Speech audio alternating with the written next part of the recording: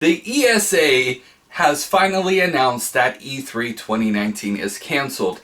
There is their official statement on Twitter, and well, it honestly doesn't come to a surprise to me because I've been saying this for weeks. I have friends on the inside in the gaming community that have told me that a lot of companies have been backing out due to the scares of what's going on with the health and safety and the well-being of everybody, and this is going around the world. Events are getting canceled, and some of you guys were like, nah bro, it's not gonna get canceled, watch, E3 is gonna still go on.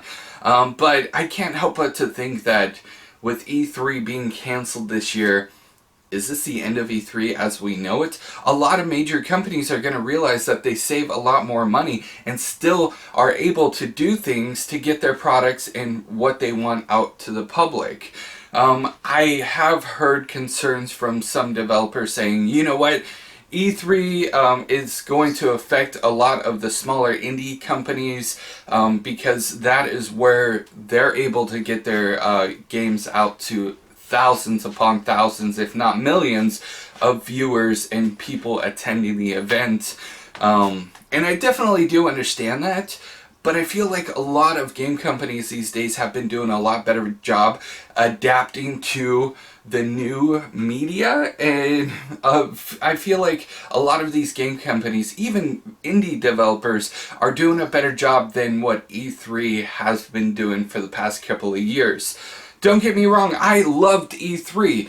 My earliest memories of E3 was walking in as a teenager.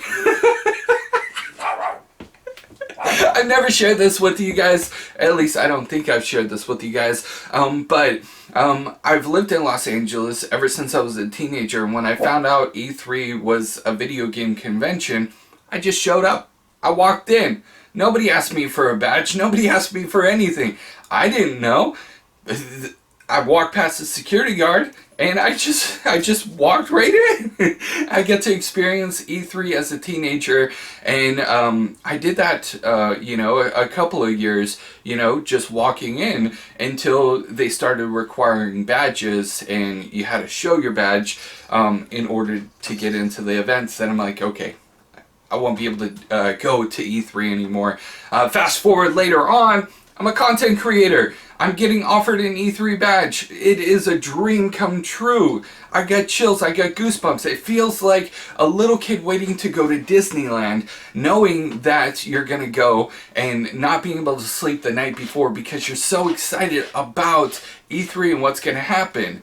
And then it slowly started to die out. E3 started to change, and I understand that E3 wanted to adapt and change too.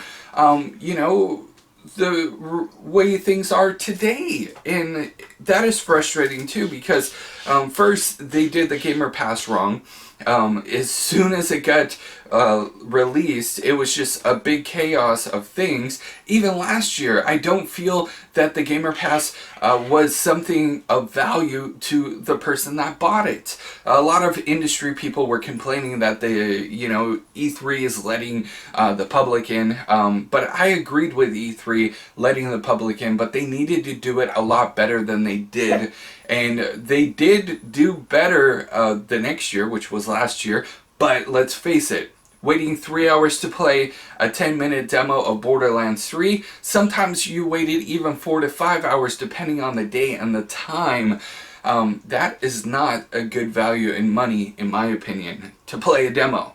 You're not waiting to ride a ride at Disneyland. Even Disneyland lines are not that long. The most you'll wait is maybe 120 minutes for certain rides on certain days and time. You're not going to be waiting 3, 4, 5 hours for that. So to put that into perspective as well, E3 definitely needed to make a lot of changes, but unfortunately, because there were so many companies already having a bad taste in their mouth because of previous experiences with E3, a lot of these companies were already backing out even before all of these health concerns started to go around. So we slowly saw the end of E3 as we know it, and because of the scares and the health concerns, I feel like it finally put the final nail in the coffin.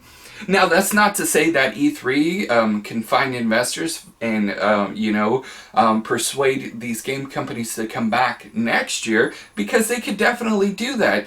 I mean, if we look at GameStop, and I didn't talk about this yet, but GameStop got the originator. They got the former president of Nintendo on the board of directors. I'm looking at GameStop now and thinking like, wow, GameStop actually has a chance to revive themselves, give themselves a better public image, and completely revamp the business just with the originator. I mean, a lot of people would agree with me. Some people might disagree, because at the end of the day, GameStop's still going to be GameStop in their opinion.